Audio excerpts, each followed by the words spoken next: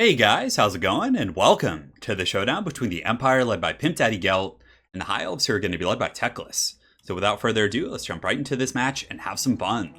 So as far as our glorious Lord and Savior here, we do have Balthazar GELT, and we're actually not going to be using the final transmutation. The High Elves tend to bring a lot of archers and spearmen in this matchup, and I figured that his Searing Bolts, I believe that's what it's called. Let's actually go ahead and check here. I know there's another way to do this, but we're just going to look like this. The Searing Doom. So this is pretty cheap. It costs 6 wounds of magic, and it's a really good way to perpetually trigger the metal shifting. So every time you cast with Lord Metal, it's going to be a map-wide buff to your entire army for 13 seconds, which gives them additional AP damage and weapon damage. So you can trigger it very, very often with the Searing Doom, hence making your swordsmen and relatively low-tier troops that much stronger. We do have Plague of Rust. It's not like the most useful in this matchup because, well, you might see like Dragon Princes and things like that, but just kind of bringing that to also trigger the metal shifting, and then the Gehenna's Golden Hounds. So we're going to be using the Hounds as well as the Searing Doom to really bomb on the archers and some of those backline troops, and hopefully we'll be able to get our value. So Balthazar's ready to party. Aside from that, we're going to be going with a very artillery-heavy build. We do have 2 mortars here. And mortars, you would think that like a giant mortar would have like pretty good AP, but unfortunately it doesn't. So we're going to be using the mortars to take out archers and spearmen and stuff like that. And they also have really good lines of sight. And I knew this was going to be like a Nagaron map. It's just like, these are the worst maps. There's like trees everywhere. They're just like dark and just miserable. But the mortars should be able to fire from pretty much anywhere because of their arc of fire. So we have 2 of those. They're going to be protected by spearmen with shields and some halberds. As far as cav, we have the Demogryph Knights with halberds, 1 group of Reiksguard just to kind of pressure infantry. Over here on the far side, we do have the Hammer of the Witches, which is going to be rolling up this hill to get line of sight. And yeah, it's good against Dragon Princes. It does magic damage, so against physical resist units, it's really good. Just a pretty badass unit overall. And front line is all swordsmen and state troops with shields. I was expecting a ton of archers. Well, you know, in the past, it's been a while since I played this matchup, but a lot of these builds from the High Elves just use a ton of archers, and they're really good against like handgunners and most of your units. So I figured I wanted to have like cheap infantry that could just waste my opponent's ammunition. So we have all swordsmen there. And that's pretty much it, actually. Oh, how could I forget? Double Witch Hunter. So we have the Accusations, really good AP. Witch Hunters actually do magic damage, which I think was a change recently. I can't remember, but Witch Hunter's very, very badass unit. They can fire 360, no scope, and they're pretty solid. For my opponent, front line of white lines here. So the white lines definitely will outclass my swordsman, so that's going to be a little bit tough. In the secondary line, he does have archers. So yeah, all archers, but he does have 1 group of the Sisters of Averlorn, most likely to take out some of my heavy cav and things like that. So I really like that inclusion for my opponent. He does have 2 of the Eagle Claw Bolt Throwers, spearmen in the back protecting them. Lothran Seaguard on the flanks of his formations, which is also a very good play. In case I come in with cav, these guys do have charge defense and anti-large, so very, very good positioning here from my high elf opponent. Teclis with nets, enfeebling foe, and that's pretty much it. He does, of course, have his bound spells and the Sword of Teclis, which is pretty cool. And I think that's it for the armies, guys. So let's get this show on the road. So there will be a little bit of fast forwarding as we do advance here, but the mortars were just out of range of my opponent. You can see Pimp Daddy GELT is going to be fleeing into the forest because you don't want to let him take bolt thrower fire. He is not the most resilient of lords with just over 3,000 HP, which is pretty funny because it's like the same HP as Grimgor. I think Grimgor has like 3,500 or something, which is so sad. Grimgor should be like one of those monstrous lords that has like 5,000 or 6,000 HP based on like at least his lore attributes and how slow and grindy he is. But anyways, Hammer of the Witches coming in here, shooting at these Sisters of Averlorn. There weren't too many good targets, but getting some pretty solid kills. Not the most base HP damage, but we did take out a couple models. My opponent is going to be returning fire with the Eagle Claw Bolt Throwers and with the spray mode, which is actually pretty decent against the swordsman. Looks like this one is still on the single fire here, which is a little bit tough, but regardless, my forces are going to be advancing in here, and the mortars are going to be in range in just a moment. And you can see with Balthazar, I'm trying to get some bombardments on these archers, but my opponent is, he's slippery, he's got the move, so he was paying attention, so he pulled back. I was like, damn it, because that would have like done like half their HP, but don't worry, Balthazar GELT will be back for more once he emerges from the forest here. In the front, you can see that these bolt throwers are still shooting at my swordsmen. These poor guys are taking quite a bit of damage, but yeah, they're holding their own. They're still steady. I don't know if the shields, even though they raise them, I don't think it is affected by such things. But against these the Sisters of Averlorn and these archers, it's going to be very good. So now the mortars are raining in. So we're exchanging fire. The Sisters are taking damage. The mortars are trying to hit these archers. It looks like a little bit of collateral damage right there on the Eagle Claw Bolt Thrower, and the die is cast. You can see the Witch Hunters coming out thinking about harassing, but I decided to pull back a little bit just to reposition myself and let my cav approach. And you can see the mortars are going to be raining from the sky. Here they come. 1, 2, 3. Can we get some kills? And also Balthazar. Now that my opponent's a little bit more distracted, I was like, okay, I can probably get some bombardments here. And boom, look at that overcasted Searing Doom. Does so much damage, like half their health for 6 wounds of magic, which is so good against the High Elf. So Balthazar definitely paying for himself, hiding and cackling in the trees as everyone's favorite troll here. And the swordsmen are still just taking those arrows while the mortars rain fire. I figured I could out-trade him, so I was like, I'm just going to wait. The white lines will beat me, so why do I advance? Just sit here and mortar him down and see if we can kill all of his archers and other stuff. But the mortars, not doing too much. The Hammer of the Witches has done most of the damage to these guys, but for the most part, hopefully those mortars will start to do heavier work as the game goes on here. But losing a group of swordsmen here, again, I could have advanced, but I figured, hey, let's waste his ammunition rather than just letting the white line smash me. Over here, I do come out of the forest. I use an accusation, and some of these white lines are picked off by the witch hunters in the forest, who are, yeah, they're doing pretty good for themselves. 360 shooting right there, picking off a lot of those white lines, actually doing a ton of damage. And another bombardment coming off here, as well as the golden hounds just leaping everywhere. So they're not as accurate because it is like a vortex, so they're going to be rotating, which is a little bit, a little bit troublesome. But for the most part, it still did good work. So we are wasting a ton of my opponent's ammunition just hiding in the trees, still taking some damage. See that my Demogryph Knights with halberds are going to be emerging. I thought my opponent might be hiding something, but bam, a really good mortar hit right there just takes out those archers with some heavy, heavy damage. So when it does hit, it does work, and honestly, I have a ton of ammo left. Up in the forest here, my Reiksguard are coming through, but my opponent had some spearmen hidden, so very well played there. So I have to retreat at the last second and go up and around. And the Demogryph Knight's just kind of looking for a home, but he has a very tight formation. So I'm hoping that just through attrition and mortars, and you can see our artillery here, a very technical battle, is doing some pretty good damage as they do slam down. So my opponent is going to be advancing his white lines, which is what I wanted. I didn't want to like send my swordsmen to their doom without any real support. So I'm going to be using the swordsmen more to hold now and just keep the white lines at bay, kite them out using the witch hunters, and accuse them of some heresy, which is a little bit funny because I always figured the elves were very similar in terms of motives. I guess not so much with the Empire, but the witch hunters in the forest are going to be taking some pot shots. You can see that one that looked like it went into the ground here actually takes out a couple of those white lines. And his archers are on a bit of an inexorable advance here, taking some artillery fire as they do push up. And you can see his archers now getting another good rounds of fire at my Sigmar sons, who do have shields as well. So still pretty good in that respect, but his backline is getting ravaged as well. His sister's very beat up. You can see these archers are pretty beaten. These ones are all taking a lot of damage as well. And over here, we do have a pretty good fight. So you can see that the Demogryph Knights with halberds, I do send them in to charge these white lines right here, who are also fighting the witch hunters. So this could potentially be a pretty good little situation for me. These guys have good AP, and I think we are going to be able to break them before any support can get nearby.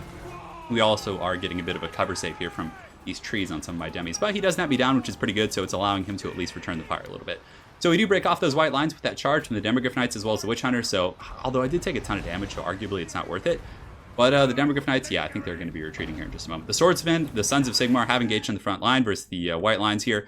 Sigmar's sons might be able to put up a better fight, but they're already so beat up, and you can see the white lines with their very high armor values of 90. It's going to be tough because 30 weapon strength, and I'm sure their AP is just horrible. Yeah, 7 isn't terrible, but it's really not going to be enough to punch through these guys. But I did have more infantry, so I'm able to slip through here. You can see some of my swordsmen, not the Sons of Sigmar, well, I guess they are in a way. They rush through, and they're able to get on these Eagle Claw bolt throwers. So this is a very nice pick, kind of compromising his front line right here. Balance of power is very, very even at this point. You can see in the back, I do have my Reiksguard, who I've been just running around these spearmen, trying to find a home, and they're just going to get a fat and juicy charge right onto those archers right there. On that same note, whenever you're going to be using like bombardment spells with GELT or anyone else like that, you always kind of want to make sure that something else is going on as well. So your opponent is going to be distracted, and you can see the Searing Doom is going to come down on top of those Lothran Sea Guard, definitely doing a bunch of damage there. So just kind of trying to wear them down. We do get into those archers. We might actually be able to get 2 groups here, but the spearmen and Teclis are nearby, and they have nets, so that could be a little bit tough. The swordsmen did get through as well and got rid of that Eagle Claw bolt thrower, but in the front, it's getting a little bit scary because these white lines crushed my swordsmen here. They're crushing my Sigmar sons, who only have 16 models. I lost the fight over here. So he's going to be pushing up towards my artillery, so now I have to pull in my reserves and my halberds, which actually will trade pretty well with the white lines, I think, with their solid AP. They should be able to get through that 90 armor, which is good, but a very, very dicey fight. In the meantime, the Reiksguard do get the enfeebling foe, and they get surrounded by spearmen and Lothran Sea Guard and other stuff like this. So the High Elves are able to force me out of their back line, and the Reiksguard are definitely not happy about that situation. And a net for my opponent. So very good stuff. The nets are going to be locking down the Reiksguard as they do try and escape, and it looks like the 2 witch hunters are using some of their karate kicks.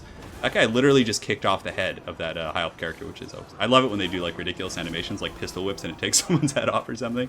But yeah, they're doing pretty good. The witch hunters just kind of kiting back. It looks like they're able to break those Lothran Sea Guard. The Reiksguard do take some damage on the retreat, but for the most part, we're looking okay. Balance of power is pretty damn even at this point. We are able to use Balthazar, GELT, and the halberds, and the Demogryph Knights, who did sweep back to take out these white lines here, which was pretty solid. Up on the high ground, he is able to compromise one of my mortars, and I have to pull my spearmen to defend, but the spearmen have such high melee defense that these white lines, who, I wonder if they still have their martial mastery. Yeah, these ones are pretty healthy, so they're going to, still be in their top tier bracket here.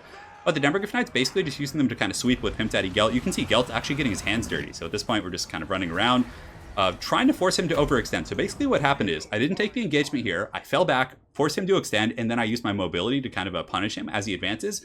because then it makes it harder to defend his archers when his formation gets looser, and definitely has a lot of benefits there. So I try and get a bombardment here. It does some okay damage. Yeah, it looks like 200 damage, give or take. Yeah, maybe a little less, but still not bad. It does trigger the metal shifting. Over here in the forest, you can see, or not the forest, but back here, you can see the witch hunters are still fighting some spearmen and trying to kite, so I'll be getting them up and around in just a moment.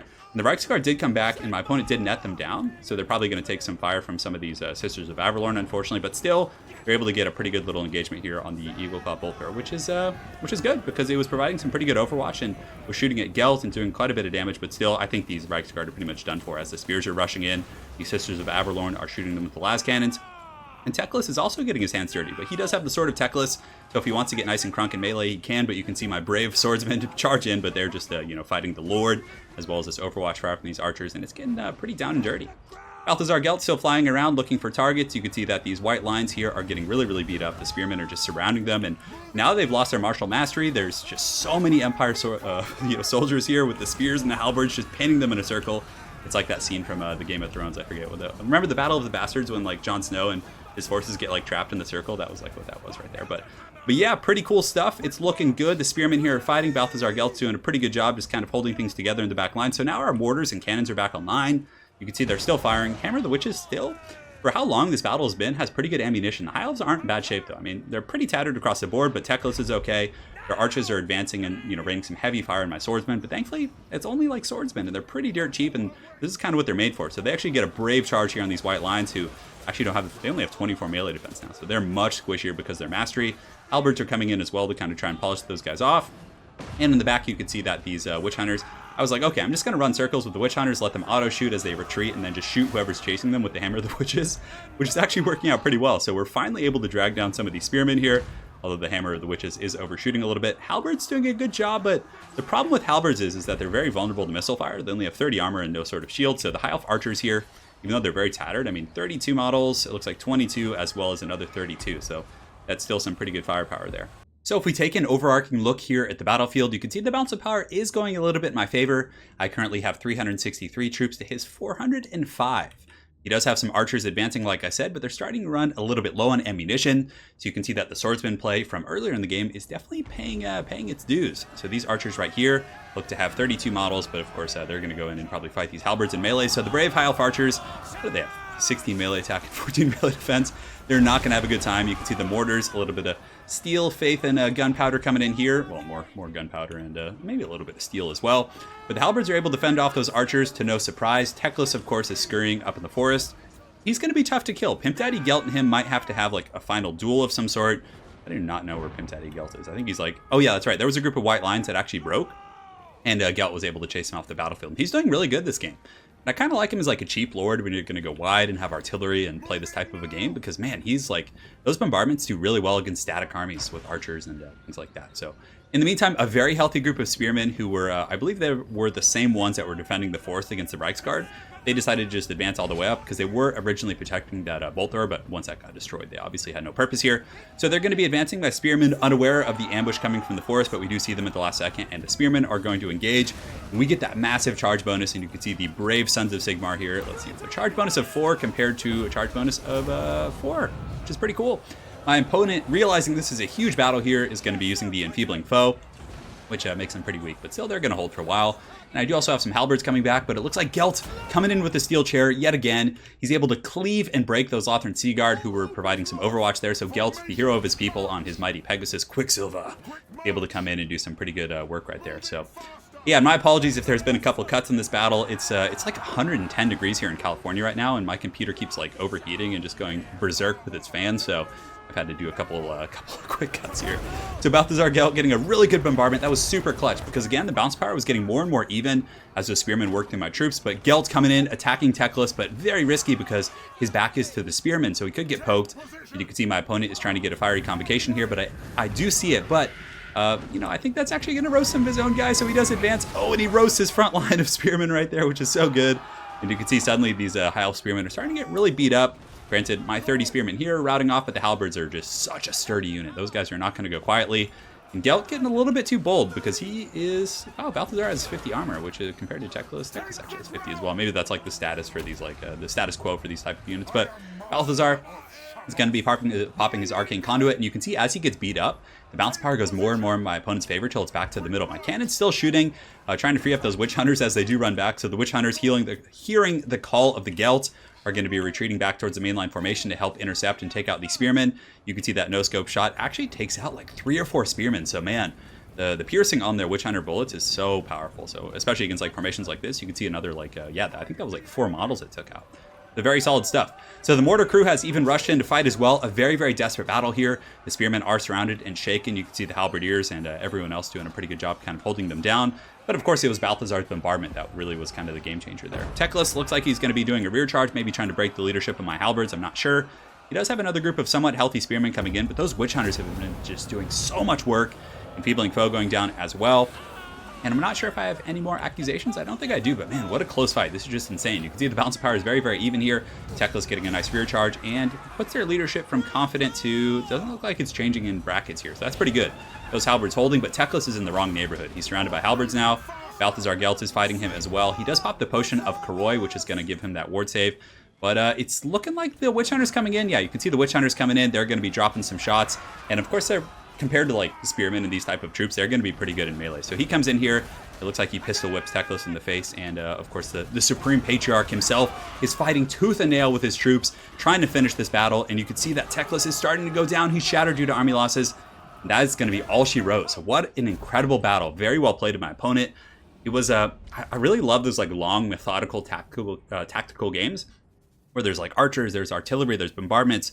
And I find that is kind of the tail of the tape, or that's usually how it goes when you're Empire versus High Elves, because High Elves tend to use a lot of archers because they're pretty good against Empire, and I think the way you really deal with that is just go with swordsmen, wear down their ammunition, force them to overextend, and then go from there. But man, mortars did okay. 56, 33, 138, and the cab did pretty good as well. Of course, they did get taken down over time from the bolt throwers, as well as Teclis with his nets, and the sisters and all that kind of stuff, but it was just super fun. But really, Witch Hunters are just such a damn good unit. I honestly feel like that's one of the main reasons you also want to bring Balthazar GELT, because it allows you to have magic as well as 2 Witch Hunters, and like the more you can get, the better. They're just such a good unit, so I really liked having them there, and yeah, it was cool.